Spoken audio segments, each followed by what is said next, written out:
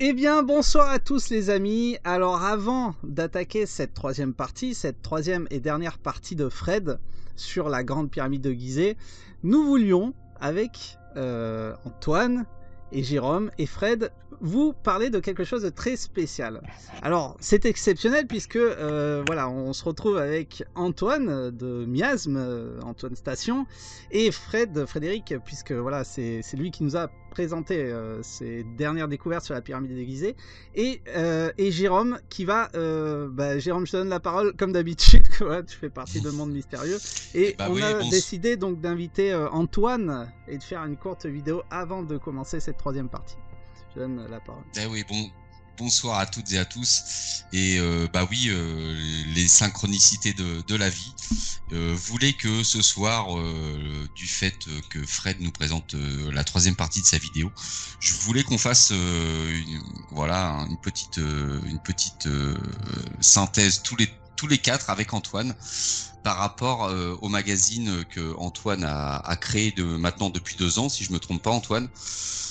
Ce magazine, c'est Génération Cité d'Or, et comme je vous le disais, les synchronicités font que dans le prochain numéro, le numéro 7, vous pourrez retrouver dans ce numéro un article de Frédéric par rapport aux recherches qu'il nous fait découvrir depuis pas mal de temps, et ainsi qu'un article aussi que j'ai écrit, voilà. Donc c'est pour cette raison qu'on voulait faire cette petite introduction de la troisième partie de Fred avec notre ami Antoine. Salut Antoine, merci d'être avec nous ce soir. Salut Antoine. Bonsoir Jérôme, salut Hervé, bonsoir Fred, bonsoir à tous. Merci de m'inviter, c'est vrai que ça fait longtemps qu'on se connaît, hein. Hervé d'ailleurs a eu l'occasion de venir passer plusieurs fois sur Miasme TV à nos tout débuts, c'était en 2016-2017, et puis toi aussi Jérôme, on t'a vu aussi, voilà. On est une grande famille. Oui. Voilà, exactement. C'est ça. Et oui, donc pour ceux qui ne connaissent pas ce magazine, donc Génération Cité d'Or, que tu as créé il y a maintenant 2 ans. Et voilà. Donc exactement. C'était le premier celui-là. C'était le tout premier, voilà. Alors moi pour info, j'ai des 6 numéros. Moi. C'est un concours. Ouais, c'est un concours, celui qui a le plus de Génération Cité d'Or. C'est moi qui ai gagné ce soir. Donc alors, est-ce que tu peux nous présenter dans les grandes lignes ce magazine, Antoine ? Oui, alors c'est un magazine de culture alternative, c'est-à-dire la culture qui passe sur votre chaîne, qui passe sur Miasme TV ou sur d'autres chaînes amies. Donc c'est l'information qu'on ne verra pas dans les mainstream. L'idée c'est de pouvoir aborder un peu tous les sujets. Alors ceux qui s'intéressent à la presse, on se positionne, on va dire, entre Nexus et Top Secret Magazine, voilà. Et on se refuse aucun sujet. La particularité de ce magazine, c'est qu'on ne travaille qu'avec des auteurs, qu'avec des gens qui sont passionnés, qui sont des spécialistes de leur sujet, sur lesquels ils ont bossé pendant des années, et qui vont nous faire le plaisir et l'honneur de nous proposer des articles qu'on essaye de mettre en page, d'embellir et de restituer au public. Voilà, c'est une aventure qui est un peu de longue haleine, mais qui est très passionnante. Mais c'est vrai que tu fais un très très gros travail sur la mise en page. Moi, je feuillette devant vous. Là, c'est le numéro 6. C'est un beau magazine avec de belles mises en page. Et moi, ce que tu m'avais expliqué quand tu avais lancé ton magazine, c'est que tu voulais en fait essayer de proposer aux lecteurs comme tu dis, des auteurs et des articles, et toujours avec des nouveautés, pour toujours nous apprendre des nouvelles choses. Et moi, j'ai jamais été déçu depuis que je suis abonné à Génération Cité d'Or. C'est vrai que tous les articles m'ont toujours apporté une connaissance, quelque chose que je ne savais pas. Des compléments et des connaissances. Exactement. C'est tout à fait ça le premier. En fait, je considère que je suis le premier lecteur du magazine. Et si je ne découvre pas quelque chose, et pourtant c'est depuis le temps que je suis dans le milieu, je connais quand même un paquet de sujets, et il y a toujours quelque chose à découvrir. Et c'est vrai que bien pour ce numéro 7, on on a pris un peu l'option de faire découvrir une majorité de nouveaux auteurs parmi les 12 là qu'on présente, parce qu'il y a des auteurs qui sont récurrents comme Pascal Cazotte, oui. Peter Knight. Mais voilà, là on a essayé d'élargir le périmètre et puis de faire entrer de nouveaux auteurs, bien comme toi, Jérôme, pour un article passionnant sur Jésus et son rapport avec le soleil. Voilà. La façon dont, tu vas nous en dire deux mots, mais la façon dont finalement l'histoire s'est construite bizarrement, de façon très, on va dire, très synchronique avec les événements solaires. Et puis Frédéric, on est dans la continuité finalement des deux émissions qu'il a faites et de la troisième là qui va terminer sur ce planétarium de Gizeh et de cette plaine de Memphis, où là aussi il n'y a pas de hasard. Je pense que vous avez été convaincus pendant ces deux émissions que tout était calculé au millimètre. À un moment donné, on n'est plus sur du... on n'est plus sur de la spéculation et du hasard. C'était une intention. Quoi. Ouais. C'était une intention. Oui, Fred, tu peux rebondir sur l'article que tu as écrit pour Antoine. Moi, j'ai le grand plaisir et le grand honneur de faire vraiment mon premier article qui va être une synthèse écrite de ce que je présente depuis un peu moins de 2 ans sur ma chaîne, avec des maths comme toujours, parce que cette pyramide et ces pyramides en Égypte, notamment les 7 merveilles, moi je les appelle les 7 merveilles maintenant, de 3e et 4e dynastie, forment on va dire un ciel étoilé. J'essaye toujours de trouver une formule différente. J'ai un peu figé sur le terme de planétarium de Memphis parce que c'est assez parlant. Et voilà, j'ai posé par écrit, ça m'a apporté un nouvel exercice de synthèse de tout ce que je présente, parce que je présente dans mes vidéos dans tous les sens des choses par-ci par-là.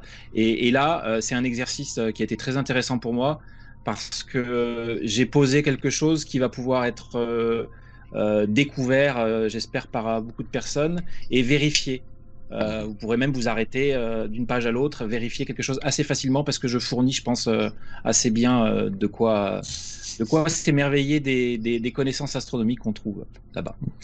C'est très intéressant ce que tu dis, Fred, parce que c'est tout à fait ça, finalement, la différence entre le média papier et le média vidéo tel qu'on le fait tous ensemble. C'est-à-dire que le média vidéo, on a une idée a tendance à chasser une autre, c'est-à-dire qu'on consomme une vidéo, puis finalement on n'a pas trop le temps de se poser, qu'on en regarde déjà une autre, on a déjà oublié presque la vidéo précédente, alors que sur le média papier, c'est nous qui imposons le rythme. Donc on a le rythme de notre lecture, et puis quand il y a quelque chose qui nous interpelle, on s'arrête. Si on est curieux, on va chercher, on va essayer de comprendre, et puis après on va revenir, on va reprendre la lecture. Et finalement l'information, elle est 10, voire même 100 fois mieux ancrée sur une lecture papier que sur le fait de regarder une vidéo. Dû le constater vous-même, hein, c'est-à-dire que pour que ça rentre, une vidéo, il faut en regarder 3, 4, 5, 6 sur le même sujet. Alors que quand on lit quelque chose, c'est vraiment différent. Exactement. Ça, c'est bien de le souligner, Antoine, et parce que effectivement, il y a, je dirais, peut-être, je dis ça comme ça, mais peut-être beaucoup trop de vidéos sur des thèmes qu'on aborde avec Jérôme, par exemple, sur Monde Mystérieux, ou sur d'autres chaînes qu'on suit et qu'on voit. Et c'est vrai que il y a un moment donné, il faut se mettre des, je sais pas comment on peut dire ça, Jérôme, des limites, quoi, et dire voilà, non, si on parle d'un thème, il faut s'arrêter que sur tel ou tel chemin, tu vois ce que je veux dire. Et donc effectivement, le fait que tu lises un article, déjà en plus souvent c'est des personnes, c'est pour ça que j'aime bien tes articles, Antoine, parce que c'est des gens qui vont sur le terrain, et la plupart du temps, et donc c'est des gens qui ont été sur le terrain, c'est avéré, et qui ont vérifié. Donc c'est pas pareil qu'une vidéo explicative, par exemple. C'est vrai. Alors moi je suis pas allé sur le terrain parce que j'ai fait un article sur Jésus. Donc, c'était compliqué d'aller sur le terrain de Jésus. C'est Mais sûr. voilà, enfin, ça reprend un petit peu une vidéo Bien sûr. qu'on avait fait ensemble, Bien Hervé, sûr. par rapport à Jésus et ce rapport au Dieu solaire. Vous verrez bien. Voilà, j'en dis pas plus, hein, on va mettre l'eau à la bouche aux téléspectateurs Bien sûr. pour aller plus loin. Et donc justement, je voulais voir avec toi, Antoine. Voilà, est-ce que tu peux nous expliquer comment se procurer ce magazine? Parce que il faut préciser aux spectateurs qu'en fait, ce magazine n'est pas disponible. Tout à l'heure, tu as fait référence à Nexus, voire Top Secret, qui sont des magazines disponibles chez un libraire ou en kiosque. Mais toi, tu es parti sur une autre approche du magazine. Donc, est-ce que tu peux nous en parler justement? Alors, on est parti sur une approche, on va dire, plus adaptée à notre temps. Puis finalement, on le voit, le confinement, le Covid nous a un peu donné raison parce que la presse a vachement souffert de ce confinement. Nous sommes présents dans aucun point de vente. En fait, on distribue tout à travers le site générationcitedor.com. Donc c'est soit de la commande ou de la précommande pendant les campagnes Ulule au format papier. Donc le magazine coûte 10 € plus. Alors il y a les frais de port, malheureusement, hein, c'est la poste qui se gave, à 3 € de frais de port. Ou sinon la version PDF qui est à 5 €. Voilà. Mais c'est vrai que c'est aussi un acte un peu militant parce que moi quand j'ai découvert ce monde de la presse papier, il faut savoir que un magazine que vous allez voir en 3 exemplaires dans votre point de vente, il a été imprimé à 30 000 exemplaires. Et sur ces 30 000 exemplaires, en réalité, il va en vendre 7, 8 000, 10 000. Donc le reste, ça va passer à la broyeuse. Et tout ça, on n'en parle jamais. On est tout le temps en train de culpabiliser le citoyen qui va prendre sa voiture pour aller travailler, etc., parce qu'il pollue. Et en fait, il y a plein de niveaux de pollution, et entre autres, la presse, c'est un vrai axe de gâchis, ne serait-ce qu'en termes de pâte à papier. Et alors, c'est pareil, on va vous dire, oui, mais on recycle le papier, mais alors je ne vous dis pas les produits chimiques qui sont utilisés pour pouvoir nettoyer le papier. Alors, enlevez une tache d'encre de votre t-shirt, vous allez voir, vous allez comprendre. Exactement. Donc, c'est une autre façon de faire. Et c'est vrai qu'en finalement, en termes de lecteurs, on se retrouve alors avec effectivement une majorité, bien sûr, de gens qui lisent le papier, mais aussi de plus en plus de lecteurs qui sont mis au numérique parce que l'intérêt, c'est qu'on peut le lire un peu partout. Sur téléphone portable, sur l'ordi, etc. Donc, avant chaque numéro, tu lances donc une campagne de précommande sur Ulule. C'est ça. Donc, comme c'est un magazine qui est trimestriel, on essaie de se caler par rapport aux saisons. Donc là, on est sur le numéro du printemps. Comme l'été arrive bientôt, il faut vite qu'on le sorte. Donc là, la campagne Ulule va être lancée le jeudi de l'Ascension, donc jeudi prochain. Ça va durer 2 semaines jusqu'à la fin du mois, jusqu'à la fête des mères, le dimanche de la fête des mères. Voilà, c'est comme ça vous donne des jalons. Vous pouvez aller sur le site d'Ulule ou alors sur le site Génération Cité d'Or qui va vous renvoyer sur Ulule pour précommander le magazine et donc retrouver entre autres vos 2 auteurs préférés de ce soir. Et puis voilà, il ne faut pas hésiter aussi à s'abonner parce qu'au moins ça permet nous de voir un peu plus sereinement l'avenir. Et puis c'est une aventure qui est extraordinaire. Et donc, on le rappelle, donc vous avez le choix entre le format papier. Donc voilà, très beau magazine. En plus, on n'est pas volé, comme je l'ai toujours dit. Il y a généralement une centaine de pages. Ouais. Avec, je dirais, une dizaine d'articles minimum. Alors il y a 116 pages, et 12 articles. Et 12 articles, voilà. Donc en plus, je suis gentil, je minimise. Et donc vous l'avez en format papier ou en format PDF. Ouais. Et je dirais la petite touche pif gadget d'Antoine, c'est que tu proposes en plus avec ce magazine des goodies. Alors, on proposait des goodies, on va dire au passé. Proposé. Ouais. Parce que donc ceux qui ont été proposés, c'est pareil, ils sont collector, hein, faut bien les conserver. Et c'est vrai que ça a été compliqué des fois il y a des idées comme ça qui sont compliquées à mettre en place, et le côté mettre un goodie systématiquement qui correspondait au thème du mag, c'était pas forcément évident. Voilà, c'était pas évident. Par contre, on propose aussi c'est ce que je montrais tout à l'heure, le mag au format beau livre. Alors là, c'est purement pour les collectionneurs, on n'en sort que 25. Et on est avec cartonné là, la couverture rigide, numéroté, et tout. Ouais, ça c'est intéressant ça. On n'est pas dans les mêmes tarifs, c'est forcément. Ceux-là, on les trouve sur ton site, sur le site de vente aussi. D'accord, ok, d'accord. Ouais, tout à fait. Oui. Tout à fait. Okay. Donc ça coûte très cher à sortir à l'unité. Ouais. Donc il faut se rendre sur ton site. Donc on le rappelle, ça s'appelle Génération Citador. Et donc sur le site, vous aurez le détail de toutes les démarches à suivre pour précommander les numéros et voir les anciens numéros, parce que les anciens numéros ne sont peut-être plus accessibles, dis-moi si je me trompe, en format papier, mais on peut toujours les avoir en PDF. Voilà, le 1 et 2, c'est fini, vous les aurez qu'en PDF ou au format beau livre à la demande. Et les autres, les autres sont encore disponibles, mais il n'en reste plus beaucoup. Plus le temps avance et puis les stocks. Et oui, tu avais un stock. L'objectif, on ne réimprime pas les magazines. Voilà. D'accord, mais ça sera toujours accessible, quoi qu'il soit, en format PDF. Tout à fait. Voilà. Okay. Voilà. Et je tenais juste aussi à préciser, Génération Cité d'Or est édité par la maison d'édition qu'on a créée qui s'appelle Fairycraft, pour laquelle on édite 2 livres, un de Pascal Cazotte et un d'Elisabeth de Caligny.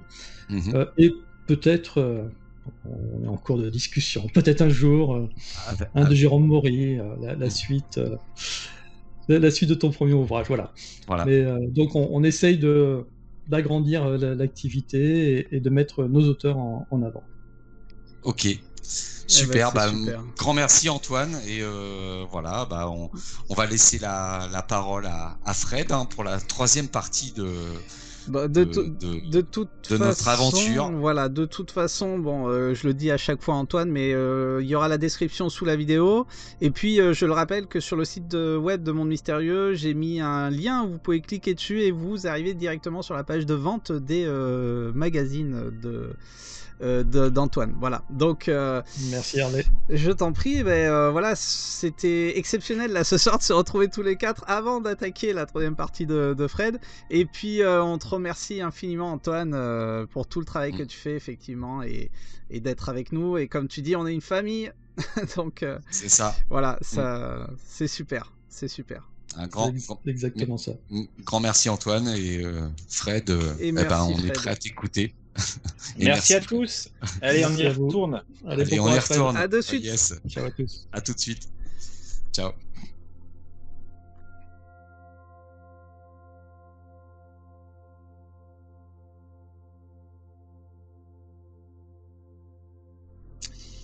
On en vient. On va basculer sur le maître là bientôt. En tout cas, c'est pas qu'on va basculer sur le maître, c'est que je vais maintenant utiliser le maître, parce que on va partir sur les diamètres des planètes, tout ça, et c'est plus clair de lire en mètres. On ne connaît pas les mesures des planètes. Les gens savent à peu près, même s'ils les connaissent pas par cœur, les proportions des planètes, mais si je pars en ITER ou en coudée, on va moins comprendre. Donc après ce slide-là, je vais passer sur le mètre.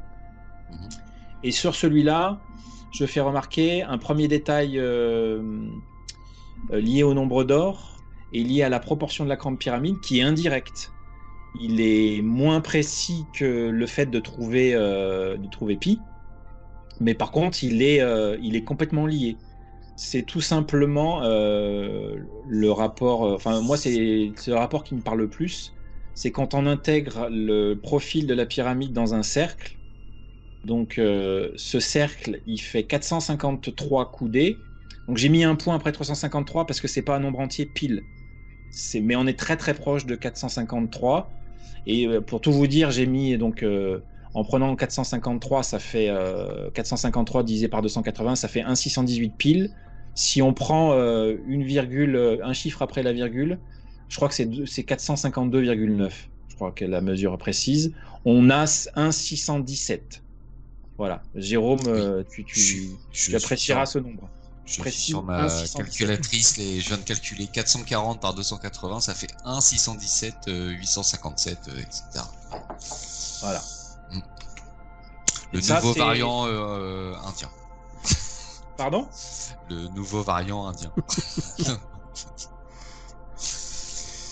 Le double variant. Le double Il l'appelle variant. aussi le double variant. C'est un autre Voilà. truc ouf. Le Allez, on variant referme toute la du, parenthèse. variant du nombre d'or. On ferme la parenthèse. C'est ça. Variant du nombre d'or. Donc voilà, rapport nombre d'or, c'est cadeau. Clac. On va, voilà, il va y avoir des slides où on va passer un peu plus vite pour passer plus de temps sur des trucs plus, on va dire, un peu plus complexes.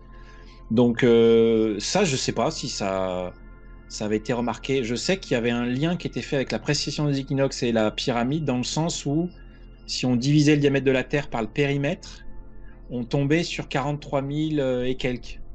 Et je crois que ça sous-entendait pour certains que ça faisait référence à un 6e du cycle de précession des équinoxes. Alors que le meilleur moyen d'essayer peut-être de se souvenir, alors bien évidemment là je suis désolé, mais là on est en système métrique, on n'a pas le choix. Si on prend le volume de cette pyramide, en comptant la pointe, hein, donc le volume total théorique de 180 coudées par 440, on a 2 593 827 mètres cubes. Et c'est tout simplement... c'est un peu comme l'histoire de la vitesse de la lumière, quoi. On retrouve 25 938. Ça vaudra le coup de déduire la structure interne pour voir si on tombe pas Et ouais. plus précisément sur.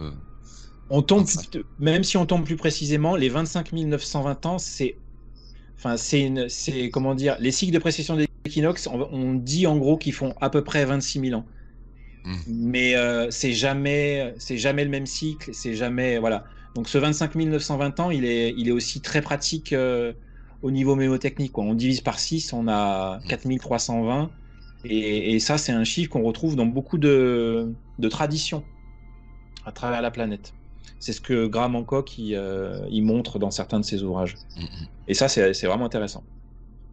En tout cas, voilà, précession des équinoxes. Et tiens, je fais remarquer un petit truc que je trouve assez intéressant. Vous verrez une datation que je donne, comme ça, je la donne pas clé en main, mais je vais donner une datation.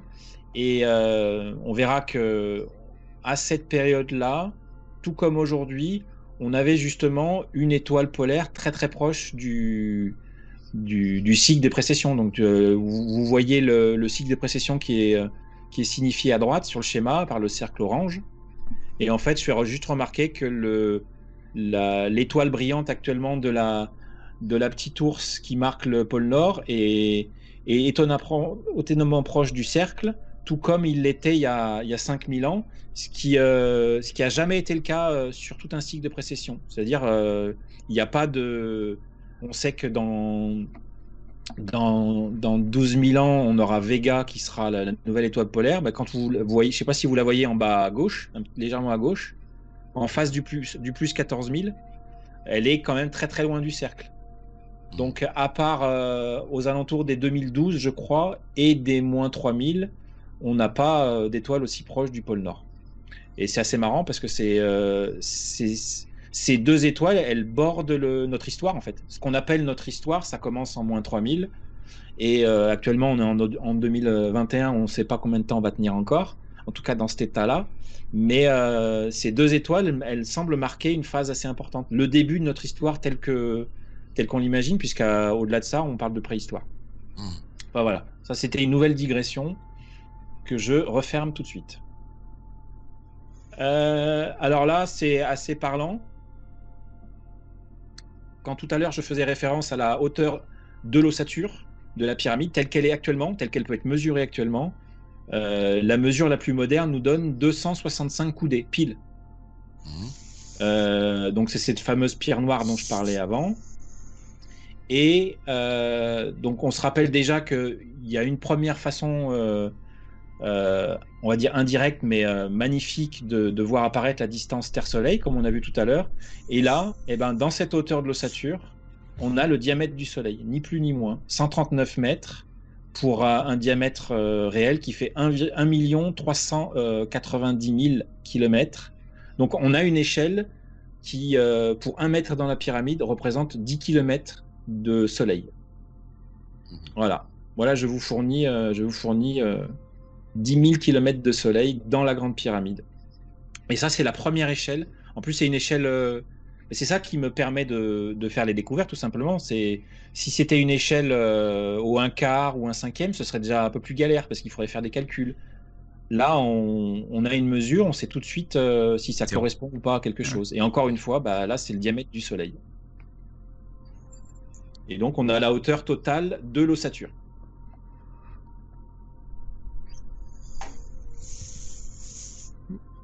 Maintenant, on s'intéresse au bout qui reste. Donc, soit un bout de pyramide qui existait vraiment, soit un plateau. Je n'ai pas de certitude. Donc, sa hauteur, on a vu tout à l'heure, c'est 265 coudées pour l'ossature. Donc là, 280 moins 265, on a 15 coudées que j'ai mis en mètres parce que c'est tout de suite plus parlant. Donc, la hauteur, 7,854 mètres. Et on fait exactement comme on a fait tout à l'heure, si vous vous rappelez. C'était pas si vieux, pour montrer la proportion du nombre d'or entre la hauteur de la pyramide et le diamètre du cercle qu'il inscrit. Et ben là, on fait la même chose avec on va dire cette pointe invisible, cette grosse pointe de 15 coudées de haut, et on a un diamètre de cercle qui fait 12,7 mètres. Et on a une référence à la Terre, cette fois-ci, échelle 1 mètre vaut 1000 km. On a une nouvelle échelle, tout aussi simple à lire, et qui nous donne en petit bonus, c'est une petite cerise sur le gâteau, là, c'est le diamètre de la Terre, dans la partie du haut. Ouais. Vous arrivez à bien visualiser Oui, bien vu. Donc ça, on est d'accord, encore une fois, il y a de l'intention, mais à chaque fois, derrière, il y a le génie de la nature qui est signifié, en fait. Oui. C'est encore une fois, on a un diamètre... Ces proportions divines entre la Terre, le Soleil, la Lune. C'est ça. On avait le couple Terre-Lune tout à l'heure, et là, on a Soleil-Terre, avec le Soleil qui en impose, quoi. Il a sa place. Il prend toute la hauteur de l'ossature. Et même si la Terre, elle n'est pas à la même échelle, on a une échelle hyper simple, quoi, à lire. Oui. On verra qu'on a une troisième échelle après... Enfin, je pense qu'il y en a beaucoup plus que ça, mais on va en voir une troisième qui est tout aussi simple à vérifier. C'est ça aussi ce qui est pas mal, ce que je vous propose, c'est des trucs très très simples à vérifier. Surtout qu'on a les valeurs, quoi. Et je précise, Hervé, on pourra les mettre en lien. Il y aura toutes les sources, voilà, les mesures, voilà, les mesures de hauteur de l'ossature, c'est la mesure la plus récente. Les mesures de la pyramide, c'est pareil. Ok. On va repartir sur le nombre d'or. Parce qu'on a 440 coudées, et ben si on s'amuse, parce que là c'est le cas de le dire, c'était des diapositives de Georges Vermars sur leur site Horizon 444 qui m'avaient fait penser à regarder ça. Et peut-être que même ils l'ont, j'avais pas vu sur leur truc, mais ils en sont peut-être rendus compte. C'est que quand on s'amuse à partir de la base de Khéops à tracer un rectangle d'or, donc je rappelle, le petit côté vaut 1, le côté du carré vaut 1, et on va tracer pour avoir un 618, ce qui nous donnera la proportion dorée. Et pour fabriquer ce rectangle d'or, on prend tout simplement le centre d'une des faces, donc là je prends le centre en bas, et on rejoint une des pointes à l'opposé, et on trace un cercle. Et en fait, le rayon de ce cercle va nous donner la limite du rectangle doré. Et bien, donc, quand on considère les valeurs métriques, et bien, tout simplement, le périmètre de ce cercle, c'est 1,618 km. Et c'est 1,618 km 4. Hein. C'est beaucoup plus précis que la proportion qu'on a vue juste avant. Et ça, encore une fois, ce qui est assez étonnant, c'est que c'est de manière indirecte. On a déjà figé ça fait déjà plusieurs images qu'on a figé les dimensions de la pyramide, on a figé la proportion. Tout le reste, ça découle comme... Encore une fois, les perles s'enfilent. Et ouais. C'est ça. Alors, là, on a vu le nombre d'or et là, on va passer à des calculs, notamment qui vont faire intervenir le nombre d'or. Je l'avais prévenu, celle-là, c'est la pilule la plus difficile à digérer parce qu'il y a beaucoup de slide calculs. compliqué. Ouais, celui-là, je vois pas comment. Si j'avais décomposé, j'aurais pas eu 28 diapositives, c'est ça le problème. Voilà. Et j'en voulais 28. Donc maintenant, on va faire rentrer en ligne de compte le radier dont on a parlé tout à l'heure. Donc dans la vue éclatée, si vous vous rappelez, il y avait ça ressemble un peu à un joint, à la comment dire. Quand on voit la taille de ce truc-là par rapport au tout le reste, on dirait vraiment que c'est ça en fait. C'est un joint technique qui accueille la pyramide et qui fait le lien avec le socle rocheux. Et donc Eric nous a dit que c'était environ 43 cm 43 cm de part et d'autre qui formaient ce trottoir-là. Et vous vous doutez bien que je suis allé m'amuser à calculer son périmètre à ce machin-là, parce que dans l'étude donc là c'est Glenn Dash, pareil, on donnera les sources, qui donne le périmètre et les côtés de la pyramide. Donc au passage, on a bien 440 coudées à 52,36. Ça, c'est mesuré au millimètre par Glenn Dash. Eh bien, ils ont rajouté, en plus de cette mesure-là, celle du radier, justement, dont Eric nous a parlé, dont il disait que c'était la mesure, la première mesure, la plus importante pour tout le reste. Et un point de visée, et des repères, etc. etc. Ouais, on est d'accord, ouais. Il a pas mal insisté là. Alors après, pour être honnête, comme la deuxième partie est des 2 mains, il me manque encore des données, mais il en a déjà parlé dans la première partie. Et donc, on a les mesures pareilles au millimètre de ce socle. Et donc, je remarque de manière assez étonnante. Alors déjà, on a une largeur qui fait 441 coudées royales. Mais c'est 441, quelque chose. Et ce qui est intéressant, c'est qu'on peut l'écrire avec une unité de mesure plus petite, qui est donc le doigt. Et donc, on a 441 coudées royales plus 14 doigts. Ce qui nous donne un périmètre total de 1766 coudées royales pour 1760 pour le périmètre de Khéops. Et là, ce qui est assez intéressant, c'est que si on divise les deux, le rapport des deux, en gros, c'est le rapport entre 366 et 365.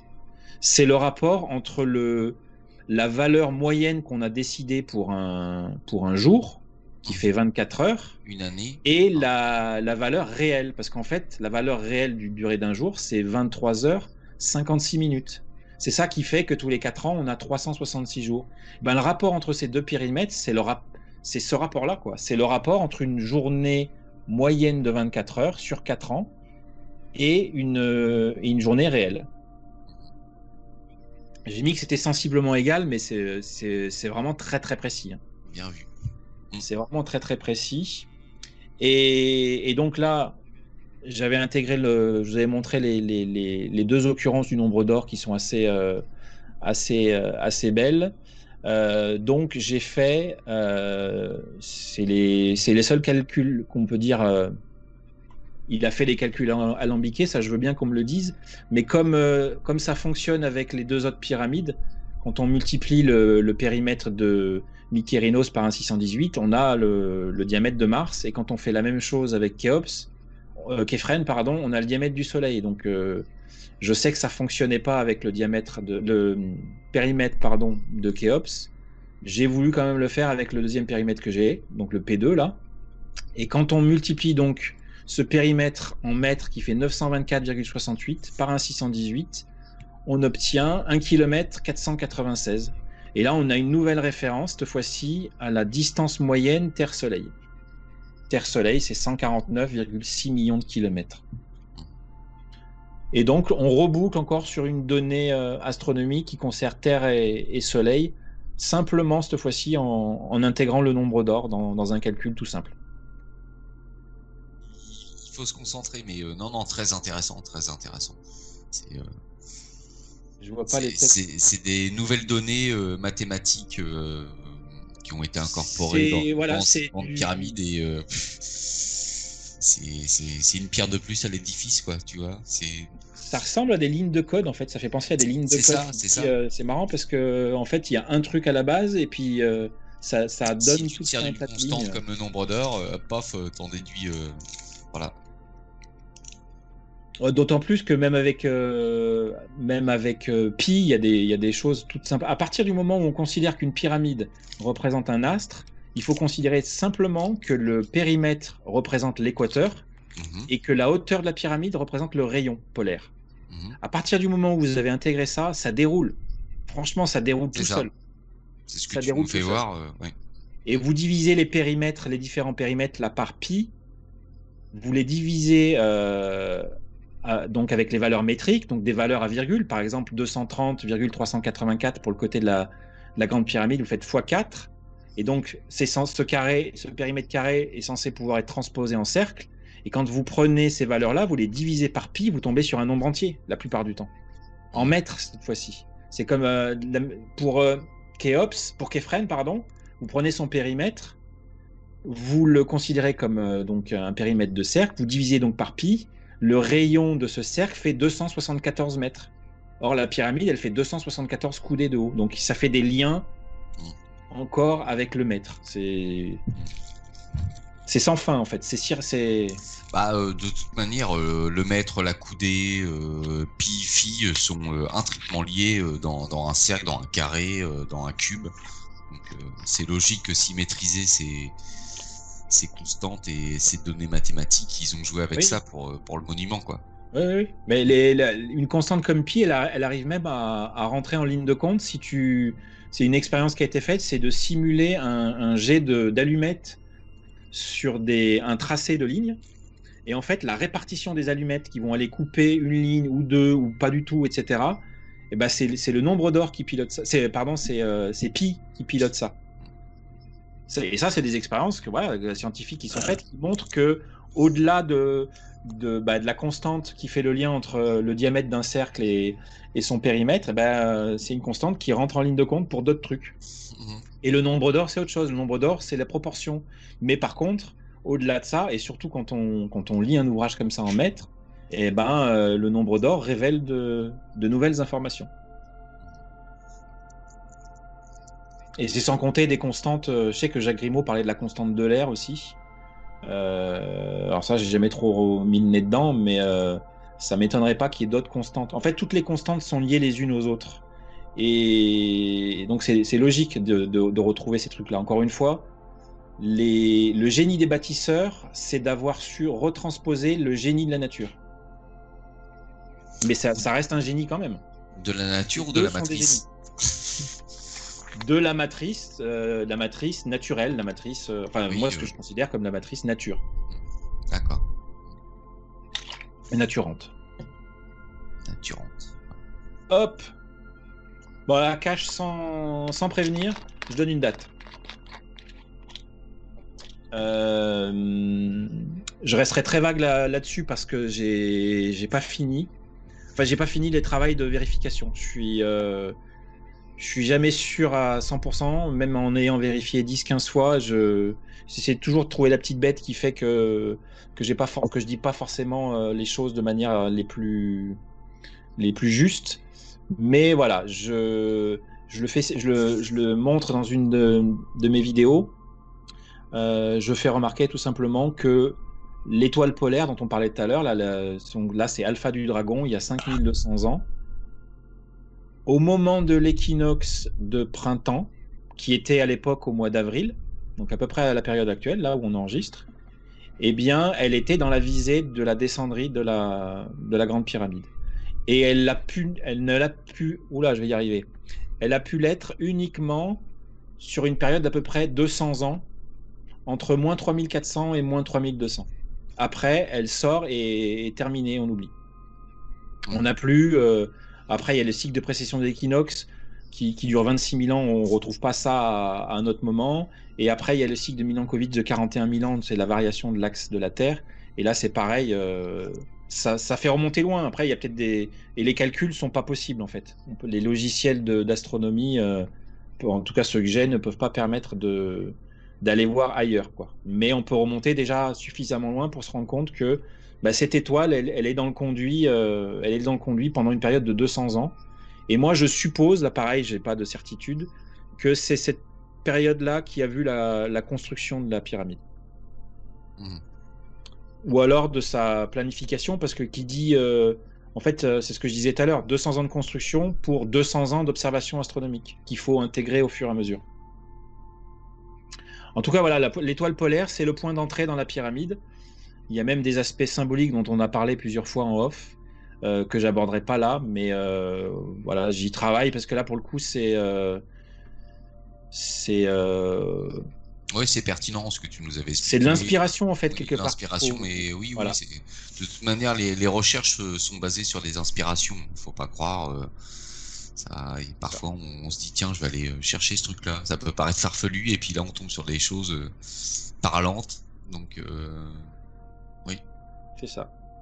Faut pas Donc, mettre de point côté. d'entrée. Voilà. Je te laisse continuer. Je suis chaud là. Ma voix. Ouais, vas-y, t'es Ma parti. voix est chaude. Les cordes vocales sont bien. Je t'interromps pas. Donc voilà, le point d'entrée, il y a 5200 ans. Alors, ça pourrait être 5236 pour les pyramidiaux les plus les plus pointus. tatillons. Ça marche, ça fonctionne. Ça fonctionne à peu près. Alors maintenant, on va passer donc bien en interne.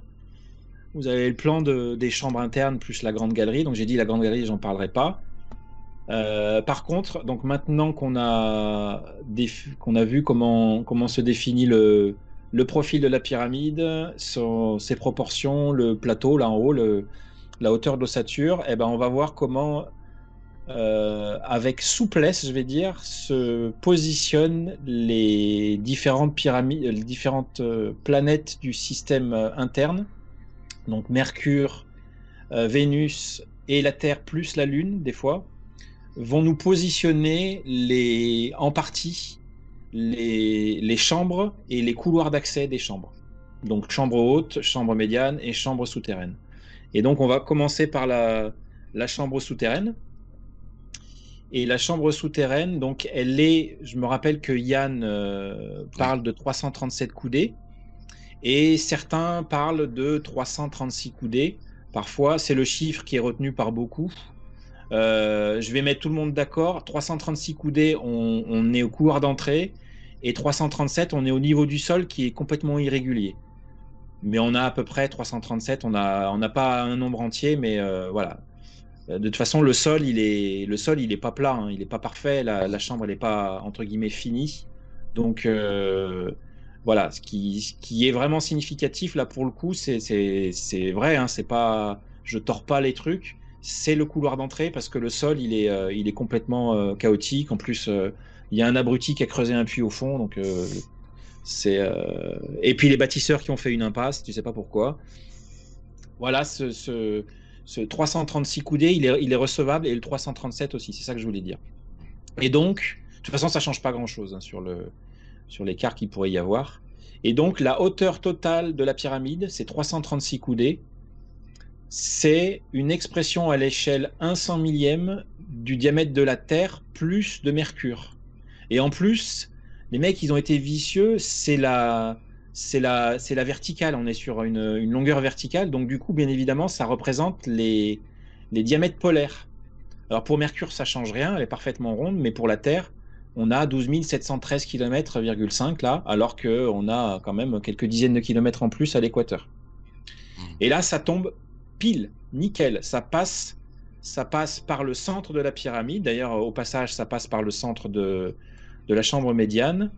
Et on a, donc à cette échelle-là, on a l'arête bleue qui fait 127,135 mètres, qui représente le diamètre de la Terre polaire. Et en bas, on a 48,79 mètres pour le restant, qui est une référence à Mercure, qui fait 4879 km. Et vis des vis, ça c'est quelque chose que j'avais découvert ça c'est pas moi qui l'ai découvert, c'est un chercheur qui s'appelle Marc Bisson.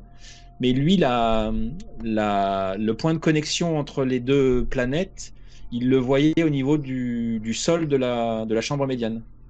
Et moi, dans les plans que j'ai à partir des à partir du travail de Gilles Dormion, qui est le travail le plus récent et le plus correct.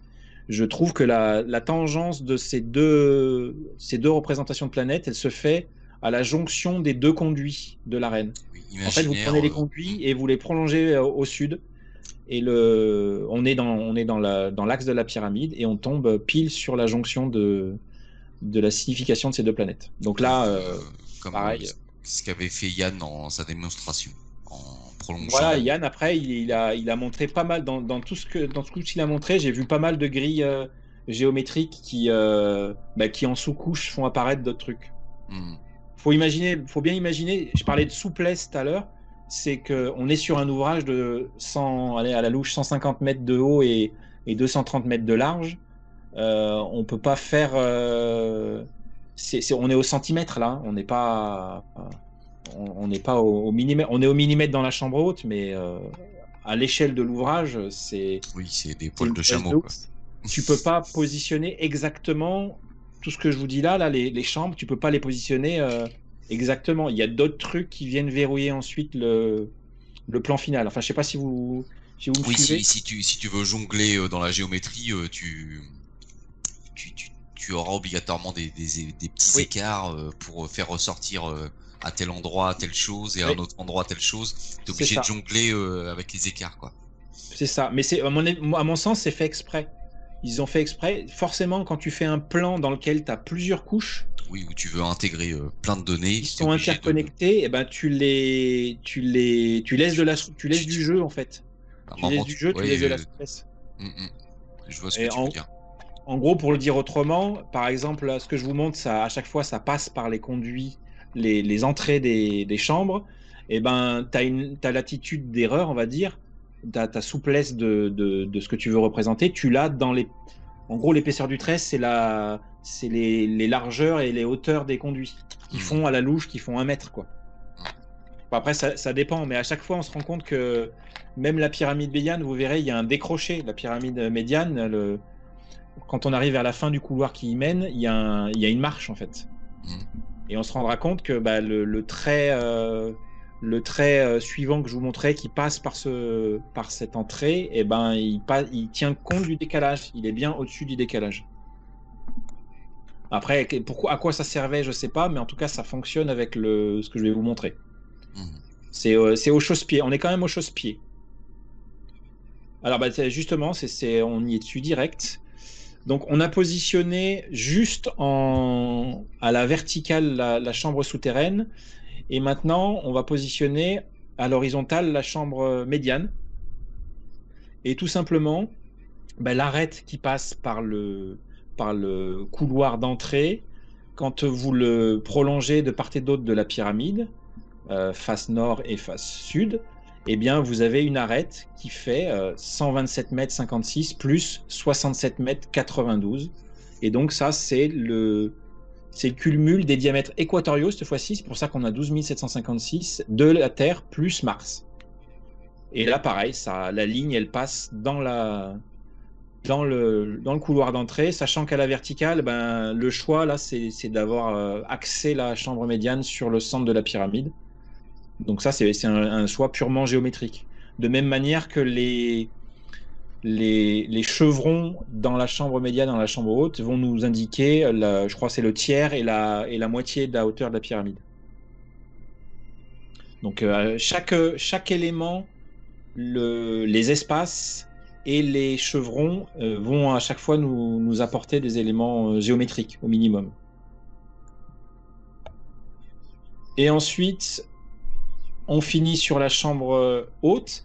Alors, c'est le micro qui vole. La chambre haute, donc, elle est particulière. Déjà, elle est en granit et elle a la particularité de pouvoir être localisée avec cette fois-ci une valeur horizontale et verticale qui sont à la verticale le cumul du diamètre de la Terre plus le diamètre de la Lune en polaire, et à l'horizontale diamètre de la Lune et encore de la Terre en équatorial. Et la ligne horizontale passe par le conduit d'entrée, la ligne verticale, en gros, elle passe pas tout à fait à la moitié, mais en gros, elle passe par on On a l'impression que le croisement nous montre le sarcophage. Le coffre. Ouais, Voilà. le coffre. S'il était là, mais bon, de toute façon, il était au centre. Hein. Ça Voilà. rejoint vraiment ce que nous a expliqué Yann, hein, ce que tu nous Oui, fais oui, voir. C'est en complément de. Tout à fait. Mm. Tout à fait. Donc là, je sais pas si vous avez toujours le compte du nombre d'occurrences qu'il y a pu avoir, mais ça commence à faire beaucoup. Ouais. Et là, on retourne, je précise bien évidemment que là, on retourne dans l'intentionnel. Hein. Là, c'est l'intentionnel ou le hasard ultime de chez ultime. C'est pas au-dessus, c'est le soleil, c'est au-dessus, c'est c'est Andromède, c'est la galaxie, une autre galaxie. C'est ça. Voilà. Voilà. Non, mais, Et là, on a positionné, c'était même pas une parenthèse, donc je la referme pas. On a positionné de manière déjà très très correcte les chambres plus les couloirs d'entrée. J'ai déjà dit, je reviendrai pas sur cette présentation sur la Grande Galerie, parce que la Grande Galerie, c'est un chantier à elle toute seule. Si je ferais quand même rappeler que c'était notamment Jomard avec l'expédition Bonaparte qui en parlait. Pour moi, cette grande galerie, pendant la construction, elle a servi d'observatoire. Parce qu'on est à 26 degrés, à un peu plus de 26 degrés, orienté au sud. Là, en fait, c'est l'altitude idéale. Et bien évidemment, au sud, c'est le point idéal pour observer les planètes, là. Là, pour le coup, c'est observation de toutes les planètes. Est-ce qu'ils se seraient pas servis justement de cette grande galerie pour peaufiner tous leurs calculs pour assembler le reste, en fait? Non? En tout cas, tout à l'heure, je vous parlais au tout début de la présentation d'observer les transits de Mercure ou de Vénus devant le Soleil. Devant le Soleil. Là, avec des espèces d'écrans. Là, un ingénieur aujourd'hui, tu lui dis fais-moi un télescope de fortune avec ce truc-là, il va te le faire. Il n'y a aucun problème. Il va te le faire. Même pas forcément besoin de lentilles. C'est sûr qu'avec des lentilles, ça aiderait. Des lentilles d'observation, hein, je dis bien. Pas des lentilles pour faire les plats indiens ou pour éventuellement faire fondre le granit, je pense pas. Mais les lentilles d'observation, comme on a pu en trouver certains qui remontent aux Sumériens, entre un jeu de lentilles et un jeu d'écran, en fait, d'écran comme je suis sûr qu'il y a moyen de faire un filtre pour regarder le soleil, par exemple. Et là, la grande galerie, pour ça, c'est top. Hein. Projeté sur le mur du fond de la grande galerie, avec ce système de lentilles, pourquoi pas, comme un vidéoprojecteur, en fait. Ouais. Non ? Ouais, tu vois ce que je veux dire ? Oui, c'est carrément ça. C'est carrément ça. De suffisamment filtrer la lumière, déjà pour pouvoir observer les éclipses de lune, et après si c'est suffisamment poussé pour les transits de Mercure et Vénus, pourquoi pas. Et là tu fais du calcul, c'est trigonométrie, hein. De toute façon, la trigonométrie, ça vient de l'astronomie. Trigonométrie, c'est des relevés d'angle, et relevés d'angle, les premiers qui ont été faits, c'est pour relever les hauteurs et les élévations des astres, quoi, tout simplement, quoi. Et on sait que même Moyen Empire, Nouvel Empire, ils ont les outils, hein, pour ça, même pour mesurer le temps, ils ont. Hein. Donc à partir du moment où ils ont le bâtiment le mieux aligné, qui date du début de leur histoire, à mon avis, voilà, ils avaient tout un tas de trucs dès le début, en fait. Et peut-être que ça a été, alors là pareil, je fais beaucoup de spéculations, mais peut-être que effectivement ils ont développé des sciences en même temps qu'ils ont bâti les pyramides. Ça, c'est pas impossible. Par exemple, l'astronomie. L'astronomie, là, c'est comme je disais tout à l'heure, un observatoire comme ça.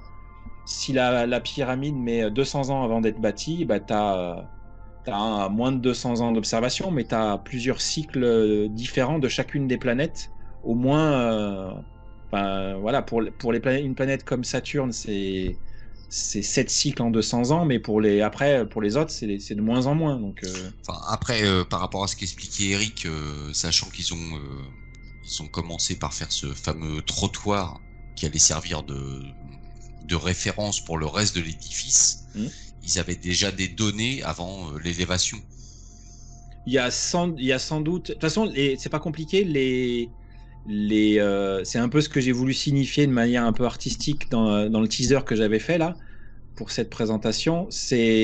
Ils ont des milliers et des dizaines de milliers d'années d'observation. De toute façon, l'homme a des milliers et des milliers d'années d'observation. Il a commencé sur les grottes, il a fini, il a fait des cercles de pierre, il a fait voilà. Donc, et pour moi, clairement, là, c'est l'aboutissement. Là, on a un aboutissement. On a un aboutissement, mais ça veut dire qu'il faut faire la connexion avec des civilisations bien antérieures qui remontent à plusieurs milliers d'années. Mais pas forcément comme on se les imagine. Quand on ose se les imaginer. Mais encore une fois, ça c'est une parenthèse que je ne vais pas ouvrir, mais c'est une question, c'est une question super intéressante en fait de se rendre compte que notre histoire, même notre histoire récente, elle a suffisamment d'ombre pour qu'on cherche encore, tout simplement. Oui. Moi, je me Et suis pour rendu qu'on compte que remette à plat de temps en temps ce qu'on pense. L'histoire, la science de l'histoire est un petit peu comme l'équivalent de la science météorologique. C'est un petit peu une science molle, en fait, tu vois. Oui, et c'est même pas péjoratif, c'est que ça devrait être complémentaire avec ça, les sciences dures, tout simplement. Et parce qu'on prévoit dans 2 jours de la pluie, puis 2 jours après, finalement, c'est du beau temps. Et j'ai l'impression que l'histoire, c'est un petit peu pareil, quoi. On nous annonce, voilà, c'était comme ça il y a 3000 ans, et puis 10 ans après, bon, non, finalement, c'était différent, et puis, tu vois, ça évolue, ça bouge tout le temps. C'est ça. Il faut reconnaître que justement, à partir du moment où c'est une science molle, c'est comme savoir. On n'a pas que du tangible. On brode aussi beaucoup. Les historiens brodent aussi beaucoup. Exactement. Voilà. Raconter l'histoire, c'est comme raconter des histoires. C'est pareil. Après, il y a de la rigueur. Il n'y a pas de souci. Moi, je suis pas en train de. Non, mais moi, j'aime bien regarder des documents. Comme à la télé, ce qu'on peut avoir sur sur l'Égypte antique, sur d'autres civilisations, mais tu te rends compte que très souvent, lorsqu'ils abordent ce sujet-là, c'est toujours du conditionnel. On imagine que, on pense que, il se pourrait que, tu vois, c'est jamais. Oui. Et puis quand ils font des expériences comme transporter un bloc de 2 tonnes sur le Nil, ils sont obligés de le retailler. Le bloc manque de finir au fond, et puis ils voudraient nous expliquer comment ils ont fait circuler les colosses de Memnon. C'est ça. Donc voilà, il faut avoir une honnêteté intellectuelle pour dire on spécule en fait. On n'a aucune vérité, on imagine. On essaie de faire avancer cette science qui est l'histoire avec nos connaissances et notre vision d'aujourd'hui, mais il faut reconnaître que parfois elle est complètement fausse, quoi. Et c'est pour ça que moi, bien souvent, quand c'est ce qui me chagrine un peu, quand on essaie d'apprendre, nous ou à nos enfants des choses à l'école, comme en partant sur des affirmations. Moi je trouve que c'est malhonnête, quoi. On devrait dire aujourd'hui on pense que c'était comme ça, mais il n'y a rien de sûr. Disons que dans la recherche ils le savent très bien, mais c'est vrai que dans l'éducation dans l'éducation c'est souvent à l'affirmatif, quoi. Tout à fait. Voilà. Tout à fait. Et on essaie de faire rentrer ça dans le cerveau de nos enfants coûte que coûte, sans leur dire bon, c'est ce qu'on imagine, mais peut-être que c'est complètement faux, et peut-être que dans 10-20 ans, on va découvrir d'autres choses qui nous feront dire que bon, non, c'était complètement différent de ce qu'on imaginait. C'est ça. Après, c'est pas trop grave quand c'est des pyramides, même s'il y a certains historiens qui s'excitent à venir nous pourfendre parce que on ferait, je sais pas, on tordrait la réalité, mais il y a sur l'histoire proche. Plus notre histoire elle est proche, plus elle est soumise à une idéologie, quoi. Et bon, là voilà, pour les pyramides ça va, mais il y a certains trucs dans l'histoire. Amusez-vous à comparer un manuel d'histoire de collège des fins des années 90 avec un truc des années 2010, etc. Vous allez voir que c'est plus la même chose, et il y a de l'idéologie, ça change. Oui. Le ton change, les formulations changent, les interprétations changent. toutes les sciences de toute manière sont molles en fait. On s'aperçoit que ça bouge avec le temps, quoi. Que ce soit la physique, que ce soit l'histoire, que ce soit la chimie, que ce soit, enfin voilà. Donc il faut avoir l'honnêteté de dire on est encore au balbutiement de nos découvertes et puis il faut prendre en question les recherches que toi tu fais, Fred, ou ce que nous on essaye de présenter avec Hervé dans toute cette histoire, et de dire bon voilà, là on est face à des faits, ce que tu nous fais voir, des calculs, des machins, ça faut le prendre en compte. Parce que moi, dans tous les documents égyptologiques classiques que tu peux lire aujourd'hui, jamais on ne prend en compte toutes ces données mathématiques et géométriques. Jamais. Ben oui, alors que c'est une forme géométrique avant toute chose. Exactement. Et Oui. voilà. Et moi, c'est ce qui me chagrine, c'est que je me dis mais pourquoi ils mettent de côté tout ça? C'est Mais encore une fois, mais malheureusement, parce qu'il y a une opposition entre ce que tu dis, science molle et science dure, alors que science dure, il y a Scan Pyramide, cette pyramide, elle intéresse en permanence les scientifiques. En permanence, parce que même les scientifiques, ils sont comme des gosses avec ce truc-là. C'est un jouet, ce machin. C'est un jouet. Ça fait partie. C'est une des fonctions de cet objet. C'est un jouet. Il faut jouer avec. De manière il faut le mathématique retourner dans tous les sens. Faut le disséquer. Faut le comme un jeu de Lego, quoi. Tu le construis, tu le déconstruis, tu regardes toutes les pièces, toutes les mesures, comment il a été conçu et tout ce qu'on expose avec Hervé depuis déjà quelques vidéos, et c'est pas fini parce qu'on réserve encore pas mal de surprises. Je me dis mince, faut que ça soit pris en compte tout ça, quoi, quelque part à un moment donné, quoi. Mais ça va être pris en compte. Bah j'espère, parce que faut faire avancer un peu le schmilblick, quoi, parce que là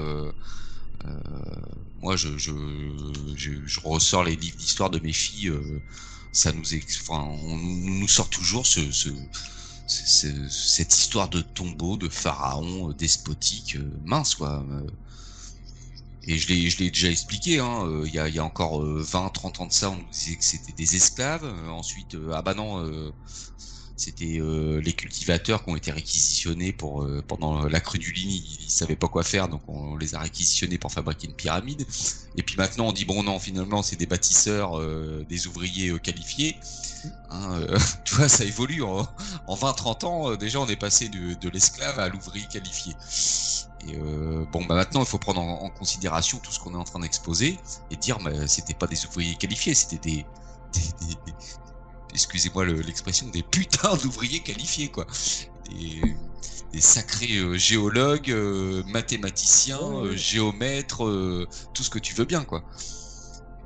Mais comme de toute façon, on voit bien avec l'intervention d'Éric Gontier, ça c'est quand même malgré tout, c'est connu, ça. C'est juste, c'est un manque d'intérêt pluridisciplinaire, je vais arriver à le dire. C'est ça. Qui fait que chacun dans son coin essaye d'étudier ce truc-là.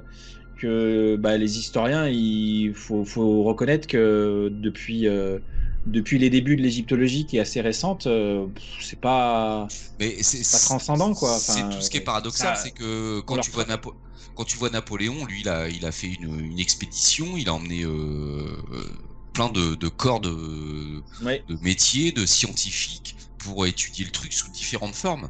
Que je sache, il n'y a pas, effectivement, il y a et pas nous, eu, depuis 200 ans, on reste sur l'archéologie, l'histoire. On prend plus les sciences par rapport à ce sujet-là, quoi. Alors qu'on se rend bien compte que c'était des omniscients, quoi. Ils étaient scientifiques dans l'âme, ils avaient des connaissances en astronomie, voilà. Et ça, moi, je comprends pas. Je comprends pas la manière officielle qui est employée pour aborder ce monument, quoi. Je comprends pas. On est un petit peu comme des pyramidiaux. Voilà. Ouais, mais ça après pour moi c'est même plus vrai, en fait.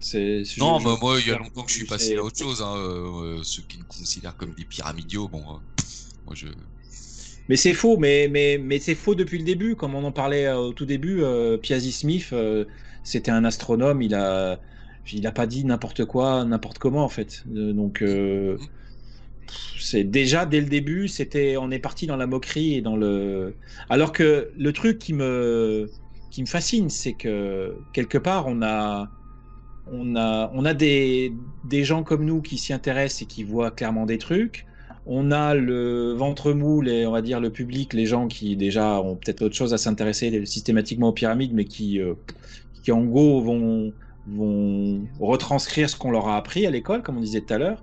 Mais tu as une certaine partie de population plutôt élitiste qui on va dire clairement les choses, en loge, évoque ces sujets-là. Les sujets qu'on évoque, nous, là, moqués sur des chaînes YouTube, etc., c'est discuté en loge, ces trucs-là. En partie, dans certaines, en tout cas. Ça, je le sais, faut pas me croire sur parole, mais donc c'est pour ça me fait bien rire, ces trucs-là. C'est connu, c'est su, mais c'est tellement grand ce qu'il y a derrière qu'il y a même sur un truc comme ça, qui est un bien commun, laissé par des anciens, qui avait, je pense, un profond respect pour l'humanité, c'est gardé en sous-main. Voilà, oui, ça fait partie de certaines initiations, certains enseignements, et dès qu'on en parle dans le grand public, non, c'est de la foutaise. Mais c'est ça, parce que en fait, il faudrait remanier tous les livres d'histoire, en fait. Les remanier, je sais pas, les remanier, les redessiner, les colorier en fait. Oui, les livres d'histoire, ils sont arracher certaines pages et recommencer, à réécrire l'histoire en fait. Et je pense qu'on veut pas.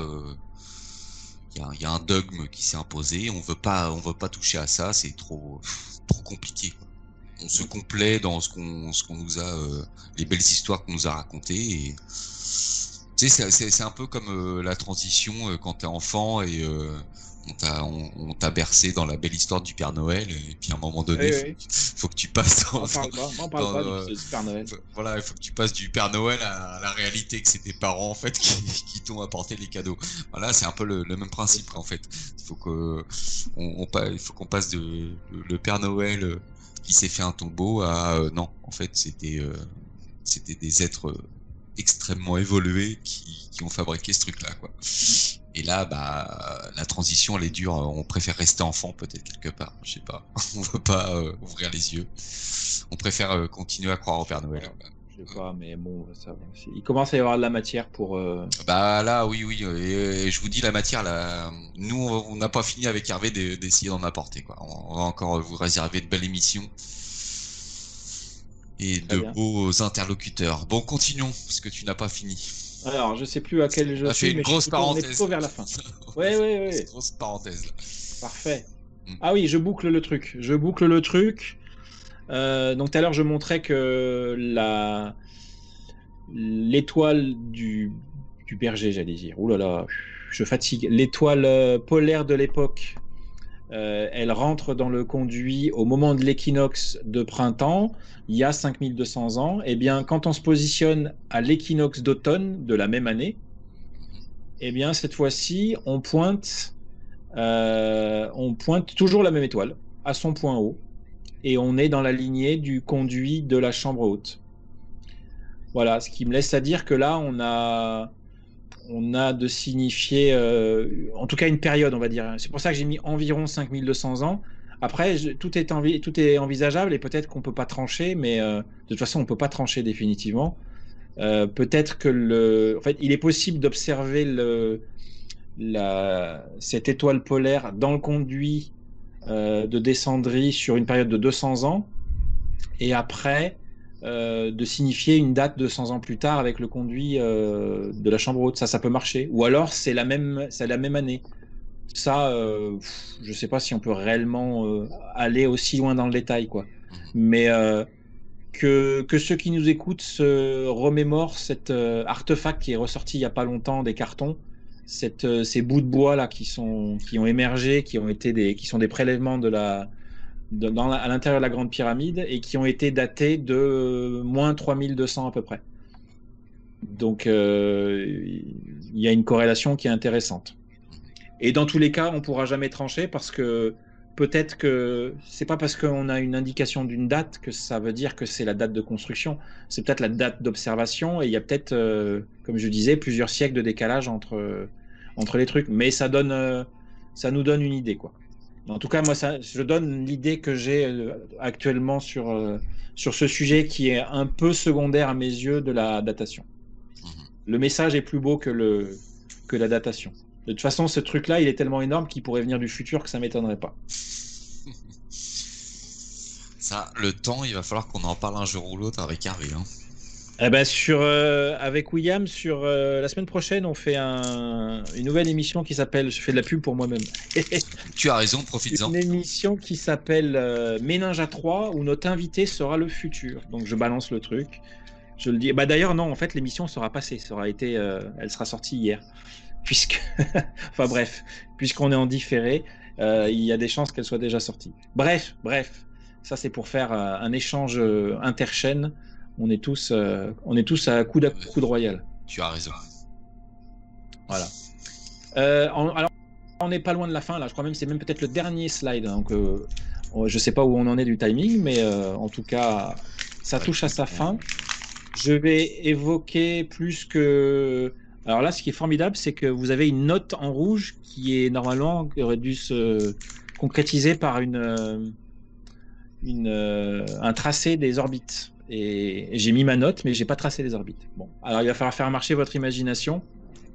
Ça, c'est directement issu du travail du physicien Angelito, et je le retranscris en rajoutant juste un détail. Parce que voilà, lui, il a fait les vérifications par le calcul, donc il est voilà.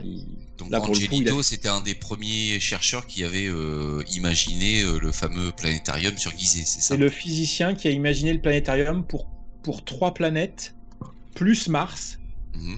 Dont il explique pas le fait qu'elle n'était pas là sur le plateau de Gizeh. Alors je crois qu'il donne une localisation qui est en gros on commence à rentrer dans la ville du Caire là, donc actuellement voilà, de toute façon voilà, il n'y a plus cette pyramide de Mars. Et donc lui il associe la chambre haute avec la Terre, la chambre médiane avec Vénus, la chambre souterraine avec Mercure, et il fait même un lien avec le conduit nord qui pour lui signifierait Mars. Donc il faut imaginer, en gros je la fais court, et ça j'ai vérifié, ça fonctionne, c'est-à-dire que l'impasse qu'il y a dans la chambre souterraine pourrait nous mener au soleil en fait. Et le truc c'est c'est une impasse, c'est un couloir qui fait 16 mètres, un peu plus de 16 mètres de long, je crois 16 mètres 50, qui débouche sur rien du tout. Il est super fin, en fait il est très très petit, je crois que c'est moins de 70 cm de haut, donc autant vous dire que pour le construire, pour aller le pour aller creuser explorer après, bah c'est sans galère. sans lumière parce que... C'est ça. Et donc moi, à mon niveau, j'ai pu vérifier que si on pointe un compas à cet endroit-là, qu'on trace un cercle qui va passer par la chambre haute et un autre par la chambre basse, la chambre médiane, pardon, le rapport entre les deux est effectivement un rapport qui fait penser au rapport de l'orbite de la Terre et de Vénus. Et il y a un truc sur lequel je vous le donne en direct parce que la réflexion me vient là maintenant, c'est la position qui fait de l'orbite de Mars, qui passerait par la sortie du conduit d'aération de la chambre haute. Je me suis rendu compte, je crois hier, là pour le coup c'était pas pour la présentation mais c'était pour des recherches, qu'il se pourrait que la visée à cet endroit-là soit justement celle de la planète Mars. D'accord. Parce que en fait, à cette époque-là dont je vous parle, moins 3200, pendant 1 ou 2 siècles, on a une concentration des planètes au sud. Elles sont, il y a un paquet d'alignements à ce moment-là, hein, mais un paquet. Hein, quand je dis un paquet, on les retrouve toutes. Et donc ça me laisse vraiment à supposer qu'à cette période-là, il y avait un festival d'observation astronomique. Ça devait être vraiment festival. Le petit souci, c'est que les conduits de la chambre haute, comme ceux de la chambre médiane, finissent par un décroché à l'horizontale. Donc tu peux pas viser en fait. Tu peux pas voir. Non, il faut pas considérer. Ouais, mais ça, tu fais bien de poser la question, comme ça, je vais pouvoir éclaircir les choses. Il faut pas pour le conduit descendant, qu'on s'en soit servi pour aligner le bâtiment au nord, ça me paraît très très plausible. Par contre, tout le reste, c'est juste des relevés de mesure, c'est pas des visées. C'est-à-dire qu'ils ont juste figé dans le plan des visées astronomiques, mais en aucun cas ils pouvaient faire des observations à ce moment-là. Les observations, elles étaient faites toutes dans le comment dire, dans le. En fait, c'était symbolisé. C'est juste des indications sur plan. C'est des reports de plan en fait, des reports d'angle sur plan. Et ça, c'est vrai pour tous les conduits. Hein. Et je parle même pas des conduits qui débouchent pas. J'en parle pas trop parce que justement déjà ils débouchent pas. Et il doit y avoir une subtilité, mais je pense que voilà, de toute façon pour moi c'est des visées astronomiques qui sont reportées sur plan, mais qui sont pas. Souvent, quand on parle de ces théories d'alignement avec des étoiles, on nous dit que c'est pas possible parce que déjà les étoiles bougent, que on peut pas viser. Ben oui, imaginez juste un report de mesure. Voilà. Je sais pas si j'étais clair, mais en gros voilà. C'est pas de la visée, on est d'accord. Et en plus les conduits sont pas, comme tu dis, la façon dont ils débouchent, et puis même ils sont un peu torsadés en fait. Ils sont pas parfément rectilignes. T'as vraiment, c'est bizarre quoi. Au niveau ça je savais pas. Je croyais qu'ils étaient vraiment parfaitement. Non, c'est presque comme une hélice en fait. Il faut imaginer une hélice. Et on sait que s'ils avaient voulu les faire droit, ils les auraient fait droit. Alors pourquoi ils les ont pas fait droit? Ça, toi qui es adepte, on va dire, de la dynamisation de l'eau, pour dynamiser l'eau, c'est pas mal de la faire tournoyer, tu vois. Bah moi, oui, on en reparlera dans des prochaines vidéos avec Hervé. Moi, je vois une partie symbolique dans la structure interne, mais j'ai aussi approfondi mes recherches par rapport à l'eau et j'ai découvert des nouvelles choses. Et on en parlera prochainement avec Hervé dans une vidéo future. Voilà, parfait. Pour l'instant, c'est vraiment ça mijote, on va dire. Ok. Le plat n'est pas prêt. Ok. Bon bah écoute, c'était ton dernier slide. Alors, il doit y avoir une synthèse après, mais c'est le dernier slide. Okay. Vite fait, je rajouterai que ma petite touche perso, c'est même si je n'ai pas encore de données, j'ai pas encore. Certains diraient, j'ai pas encore cherché ce que je voulais trouver, mais quand ça y est pas, ça y est pas. Je pense que l'antichambre représente la Lune. Aussi, bien évidemment, il faut se rappeler. J'allais dire, bon, je vais le dire, mais j'allais dire, il faut se rappeler ce que dit Jacques Grimaud quand il parle de plusieurs fonctions, et il parlait de 8 fonctions pour cette pyramide. Restons-en à ne serait-ce que 3. Moi, je considère qu'il y a plusieurs grilles de lecture, et vu comment ils ont pondu le truc, ça m'étonnerait pas qu'il y ait 3 grilles principales. Et voilà quoi. Thèse, antithèse, synthèse, le haut, le bas, le milieu, enfin voilà, le yin, le yang, le mouvement, tout ça compilé dans une pyramide qui parle pas que d'astronomie, je vous rassure, je rassure tout le monde. Cette pyramide, plus je la lis avec un filtre astronomique comme certains peuvent la lire avec un filtre géométrique, etc., des carrés, des doubles carrés, des machins, chacun a sa grille de lecture, mais un peu à l'image de Mathieu Lavaux, c'est quelque chose justement qui nous élève et qui nous amène à d'autres aspects. Après, chacun développera son aspect préféré, mais voilà, moi, celui que je privilégierais, c'est un peu celui qui est à l'image de la quête de la pierre philosophale. Ce truc-là, c'est un outil qui permet de s'élever. En l'étudiant, en méditant dessus, je sais quoi d'autre. On en avait parlé en off, oui, moi je suis tout à fait raccord avec ce que tu expliques. Et d'ailleurs, il y a bien un des endroits sur lequel tu ne fais pas figurer de planète, c'est la Grande Galerie. Oui. Et cette Grande Galerie, pour moi, c'est la pièce la plus importante de la Grande Pyramide. Et elle évoque toute cette élévation spirituelle. La fonction de la Grande Pyramide, comme tu le dis, quoi. Moi, j'y vois beaucoup d'animations, mine de rien, dans ce truc-là. Et après, il faut pas oublier, il y a l'aspect sonore aussi. Il y a un aspect sonore. Malheureusement, il y a eu, enfin malheureusement, j'aurais bien aimé qu'il y ait quelque part qu'il y ait 7 décrochés, mais il y en a 8 dans cette grande galerie. Mais il y a une symbolique, voilà, De elle toute était manière, peut-être là, dans le bon sens du terme, pour amuser la galerie. C'est ça que je veux dire. Mais j'en dirai pas plus parce que là, pour le coup, ça peut partir. non, mais on l'a déjà évoqué, hein, c'est une espèce de plaque pionnière, cette grande pyramide. Ce qui avait été évoqué dans LRDP, hein, je crois. Il y a le parallèle qui est fait, mais c'était une très belle analogie. Et une très belle analogie. En fait, il faut prendre conscience que ceux qui ont conçu cet édifice étaient beaucoup plus. Ils avaient atteint un niveau d'intelligence beaucoup plus élevé que le nôtre. Ce qui peut paraître complètement anachronique, hein, parce qu'on nous explique que voilà, plus c'est ancien, plus ils étaient bêtes, et plus on a évolué dans le temps, plus on est devenu intelligent. Alors que moi, je suis complètement à l'inverse de cette pensée.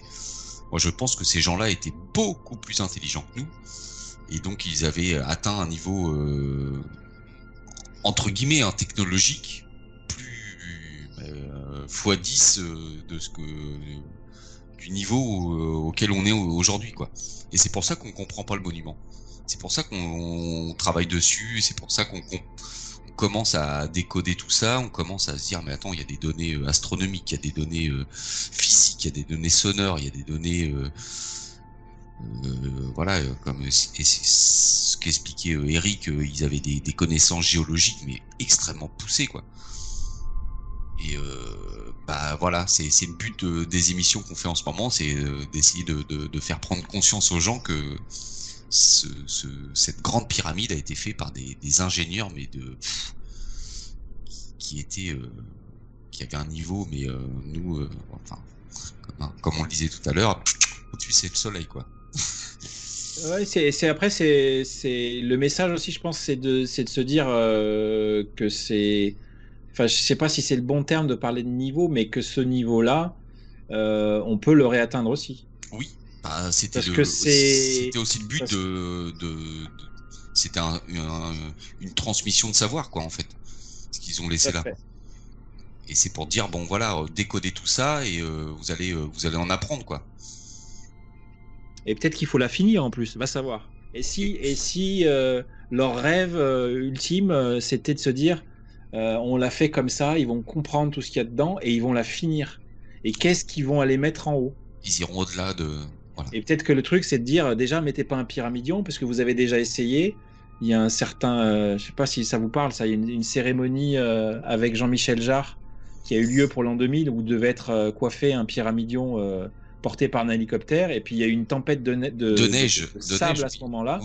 Non, c'était pas. C'était de sable. De sable. Ouais. Et ça n'a pas pu se faire au final. Ça n'a pas pu se faire à cause de ça. Donc genre les éléments disent non, c'est pas ça, vous êtes pas là. Ouais, je m'en étais amusé, j'avais fait un petit teaser avec ça parce que ouais, mais voilà, il y a cet aspect-là de on vous a laissé un truc, c'est à finir. Après, pas forcément à finir physiquement en la rebâtissant, mais quoique, pourquoi pas, hein. Ça pourrait être un beau chantier, hein, de faire. Mais pour ça, et ça aussi c'est le message, il faut une cohésion. Parce que faut pas oublier que dès cette époque-là, on avait sans doute un apport de plein de régions différentes, au moins 3 régions différentes, encore le 3, du nord, de l'ouest et de l'est, je crois. Enfin bref, ça c'est des trucs qu'on retrouve. Et c'est aussi ce qui a dû faire la richesse de ce peuple-là. Je pense qu'ils ont ils ont été capables de recruter de la main-d'œuvre sur toute la planète. De regrouper voilà, des connaissances d'un peu partout et dire on va faire un condensé de toutes nos connaissances. Voilà. Exactement.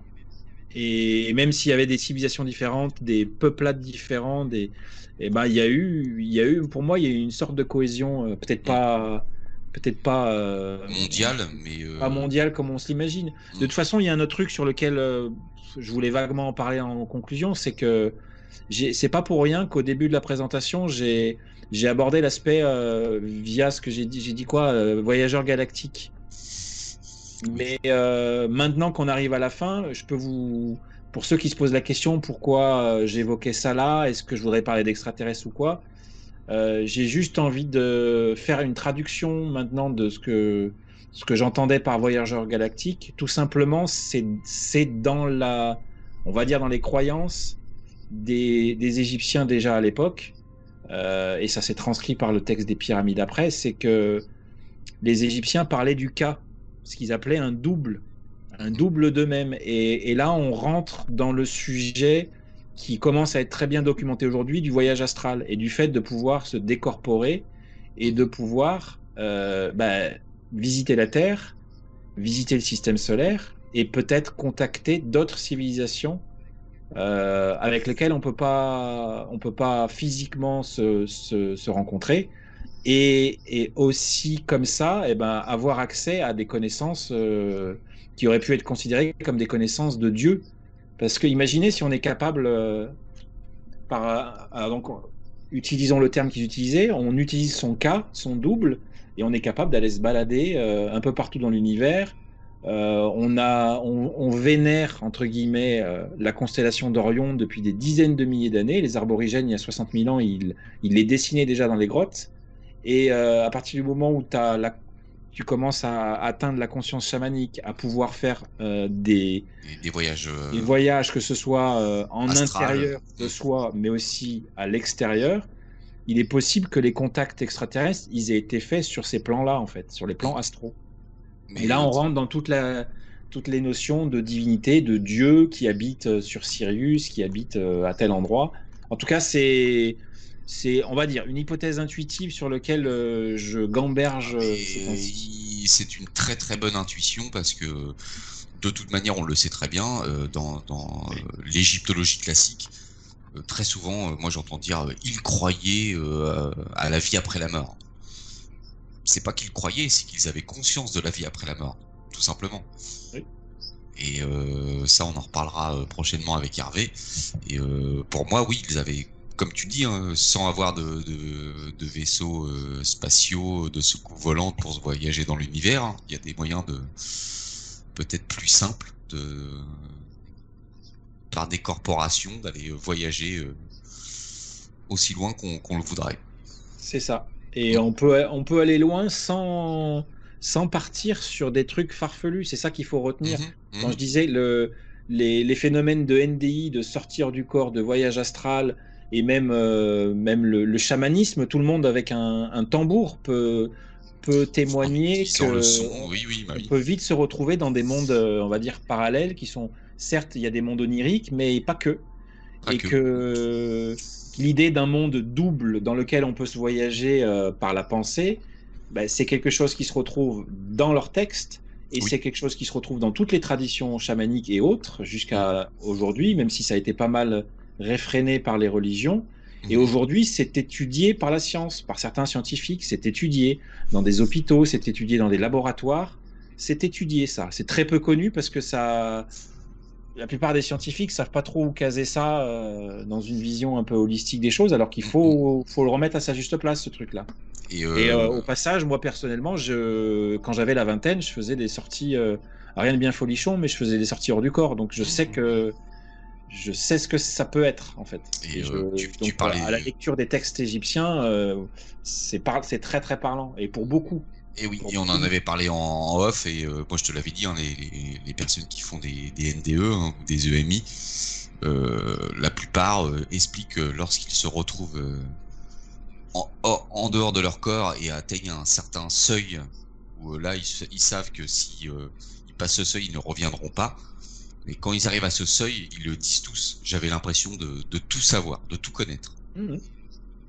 Et lorsqu'ils reviennent dans leur corps, pouf, ils ont tout oublié. Peut-être que eux, ils avaient trouvé un moyen d'aller à ce seuil. Ah oui, mais de la même manière que tu peux faire un rêve lucide et t'en rappeler. Voilà, exactement. Parce que parfois, ça se travaille. Hein. Et d'ailleurs, exactement, c'est comme les rêves, tu vois.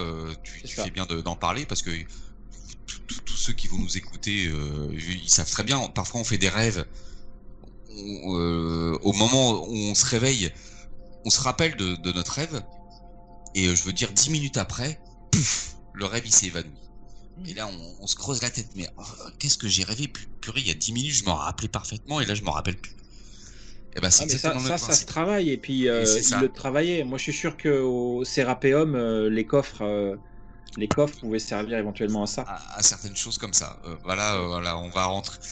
On va pas tout dévoiler ce soir. C'est des sacrées parenthèses qu'on va ouvrir là. C'est ça, mais non, mais on fait bien de les ouvrir parce que c'est justement là-dessus que, avec Hervé, on veut amener les choses. Donc c'est très bien de commencer à préparer le terrain.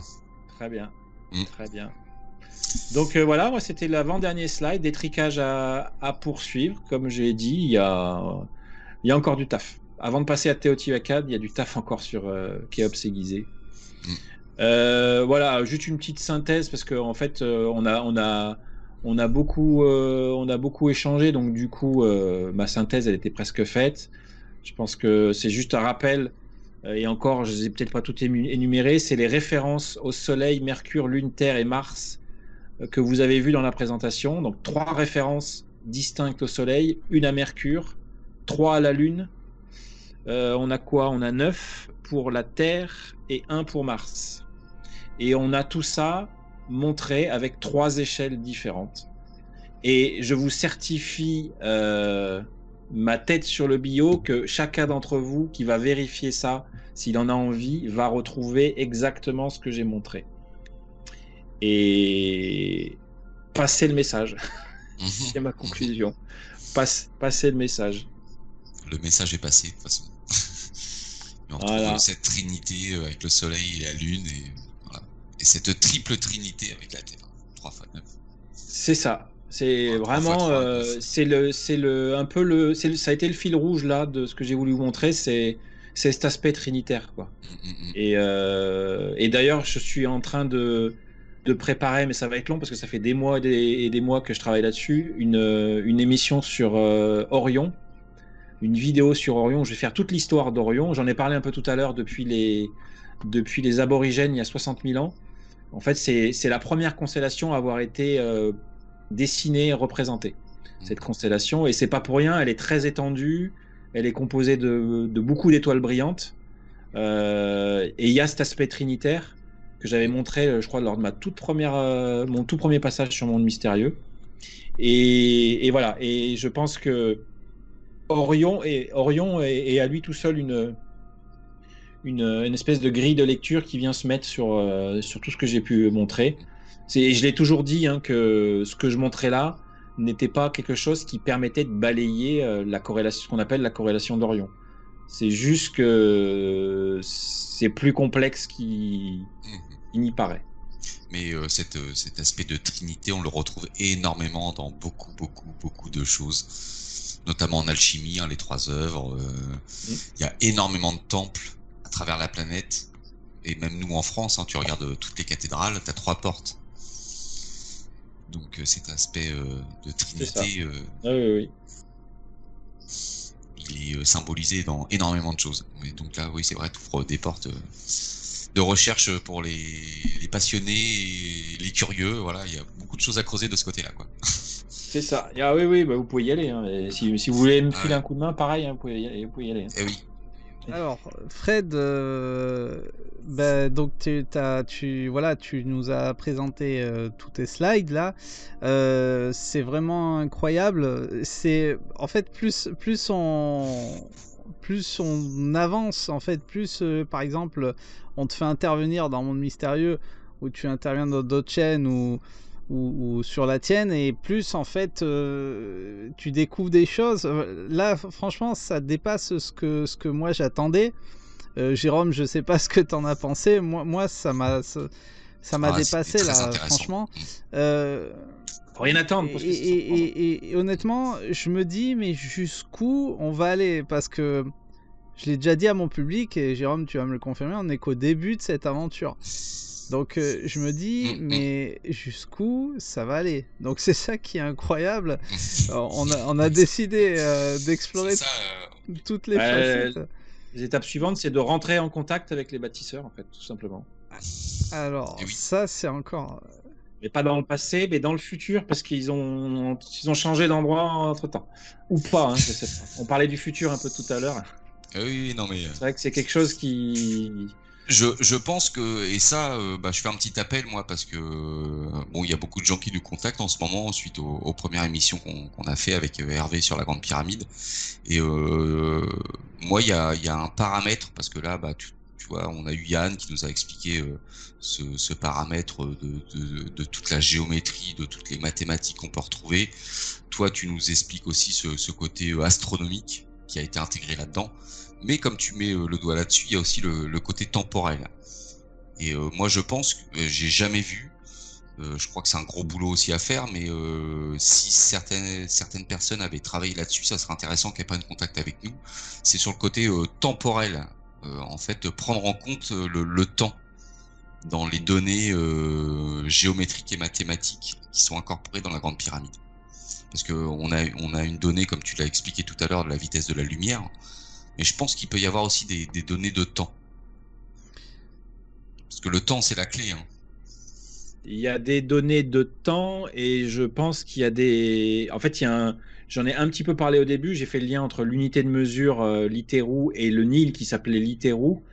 Il y a un lien entre la pyramide et les crues du Nil. Parce qu'en fait, voilà, c'est quelque chose, c'était très important. Ça, on le sait à tous les niveaux. Et c'est le cas de le dire, à un niveau. Et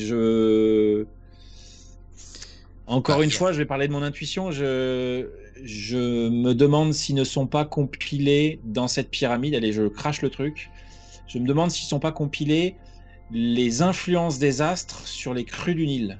Parce qu'en fait, ils ont pu se rendre compte, parce qu'on commence à le savoir maintenant, que tel ou tel alignement de planètes vont emmener tel truc. Et de la même façon qu'on peut se rendre compte que la Lune a une influence sur les marées, et bien, il est possible qu'ils aient pu mesurer, je dis bien mesurer l'influence, hein, c'est un exercice, c'est pas évident, mais mesurer l'influence des astres sur le Nil, et qu'ils aient pu les condenser dans la pyramide.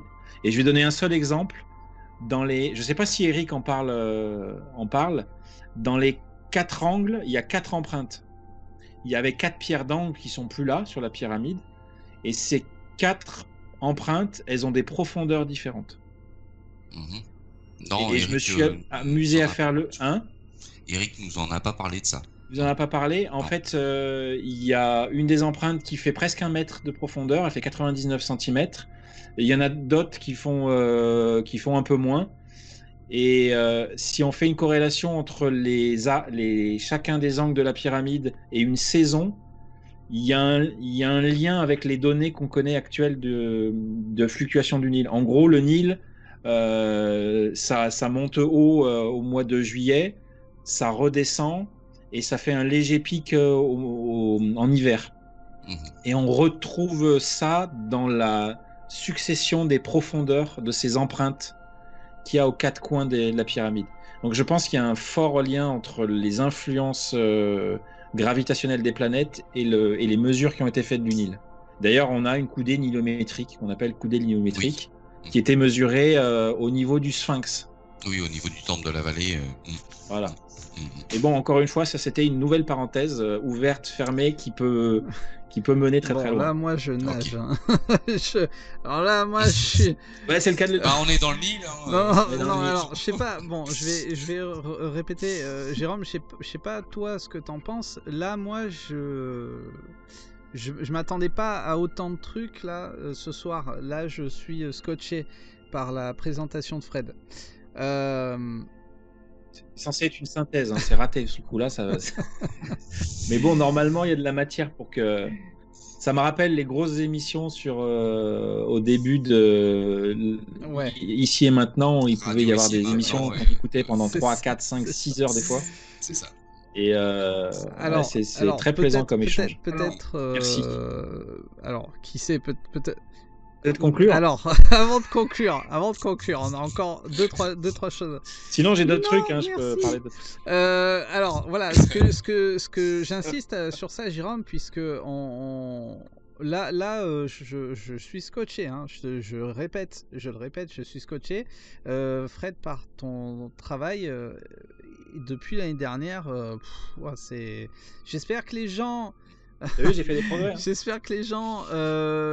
qui nous suivent et qui te suivent, ils vont continuer, tu vois, l'acheminement, c'est-à-dire depuis l'année dernière jusqu'à aujourd'hui, et ou sinon, je les invite à vraiment à continuer à suivre ce cheminement, parce que c'est Sinon, au pire, ils attendent LRDP2. Parce que LRDP2, je peux vous donner un scoop. Si LRDP2 sort, ça, ce sera dedans.